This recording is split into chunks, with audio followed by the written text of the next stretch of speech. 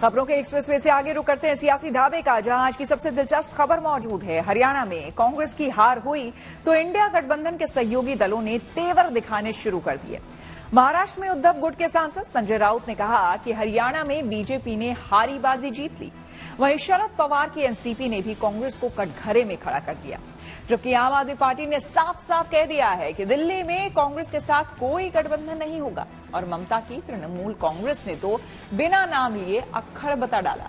अब कांग्रेस गठबंधन सहयोगियों के बीच अपनी साख को बचाए रखने के लिए ईवीएम को विलन बनाने की कोशिश कर रही।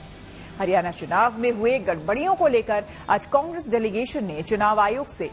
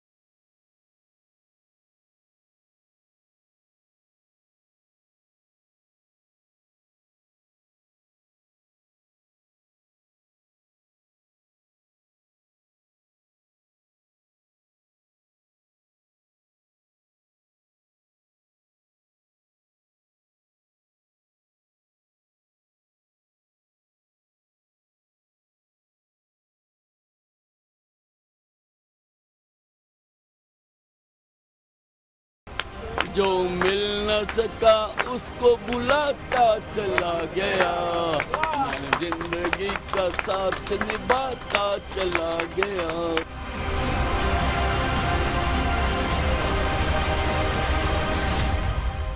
कांग्रेस हमेशा बांटो और सत्ता पाओ के फॉर्मूले पर चली है। कांग्रेस ने बार बार ये सिद्ध किया है कि वो एक गैर जिम्मेदार दल बन गया है। वो अभी भी देश को बांटने के लिए नए नए नैरेटिव गढ़ रही है। कांग्रेस समाज को बांटने का फॉर्मूला लाती रहती है। हरियाणा की हैट्रिक से बीजेपी का जोश हाई है। प्रधानमंत्री ने जो कुछ कहा उसमें बीजेपी की भविष्य की रणनीति दिख रही है। आगे की लाइन क्या होगी, कार्यकर्ता किस संदेश के साथ जनता के बीच जाएंगे, इन सब का खाका खींचा जा रहा है। दूसरी तरफ हरियाणा में हार के साइड इफेक्ट इंडिया गठबंधन में दिखने लगे हैं। एकजुटता के दावों में दरार आ रही है। सहयोगी लगातार कांग्रेस को घेर रहे हैं। सबसे ज्यादा तल्ख आवाज महाराष्ट्र से उठ रही है। हरियाणा में इंडिया गठबंधन नहीं बन पाया क्योंकि वहां कांग्रेस को लगता था कि बस हम अपने ताकत पर, अपने बलबूते पर जीतेंगे तो सत्ता में और कोई भागीदार नहीं चाहिए। तो हमारे जो मित्र है हुड्डा जी या कांग्रेस के नेता है, उनको लगा कि हम ही जीतेंगे। अगर समाजवादी पार्टी है अखिलेश जी की, आप है केजरीवाल साहब के नेतृत्व में, हमारे जैसे छोटे छोटे दल है, हमारे खाते में 1-2 सीटें आ जाती तो जरूर ये जो चित्र है, ये निर्णय है जो जनता ने दिया, उसमें जरूर बदलाव होता। मैं ये मानता हूं कि भारतीय जनता पार्टी ने जो चुनाव लड़ा है वो बहुत ही बेहतरीन तरीके से लड़ा है।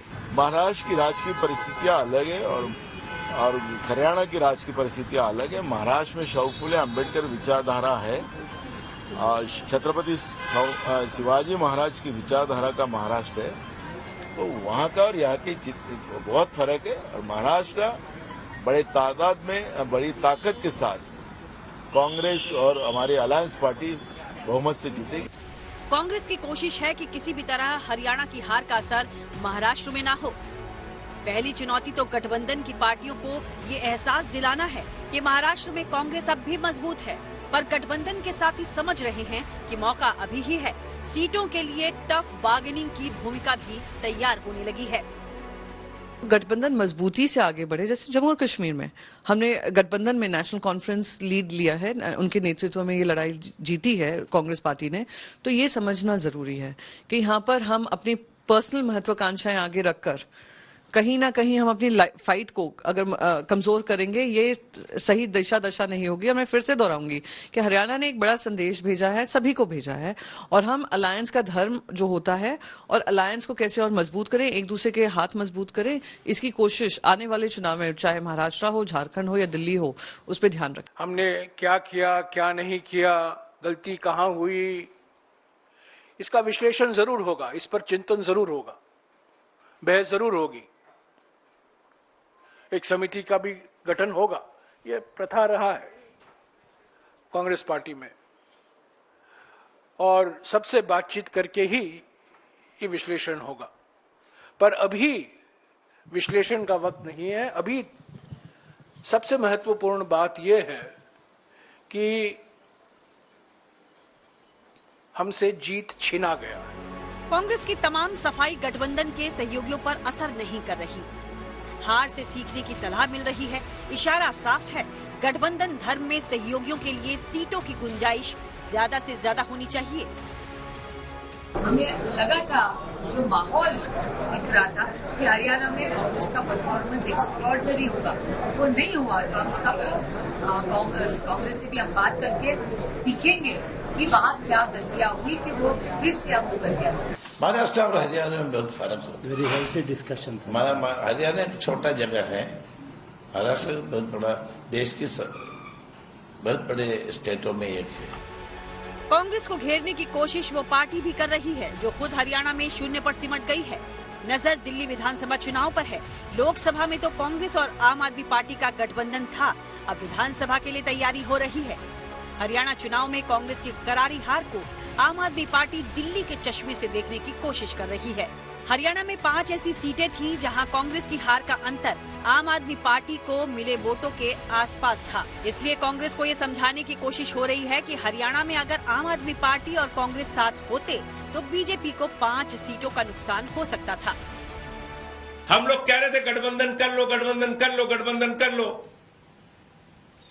गठबंधन नहीं किया। अब इसके बारे में कांग्रेस पार्टी से पूछिए, उन्होंने क्यों नहीं किया। अब उनके बहुत सारे बयान उनके नेताओं के सोशल मीडिया पे वायरल हो रहे हैं, हमको कुछ समझते ही नहीं थे। तो अब आप उनसे पूछिए बारे में। हमने तो अपना प्रयास किया, हमने अपने गठबंधन का धर्म निभाते हुए प्रयास किया कि उनके साथ समझौता करते रहेंगे। कांग्रेस के लिए हरियाणा की हार बड़ा झटका है। कांग्रेस ने सहयोगियों के बीच अपनी साख बचाए रखने के लिए एक बार फिर वही पुराना बहाना ढूंढा है। हार के लिए फिर से ईवीएम को विलेन बनाने की कोशिश हो रही है। चुनाव आयोग से शिकायतें की गई हैं, पर कांग्रेस का ये तरीका सहयोगियों पर असर नहीं कर रहा। शायद सहयोगी भी चाहते हैं कि कांग्रेस पर दबाव बना रहे, ताकि आने वाले चुनाव में सीटों के बंटवारे के वक्त मोल भाव करने में कांग्रेस की स्थिति कमजोर ही रहे। Bureau report, good news today.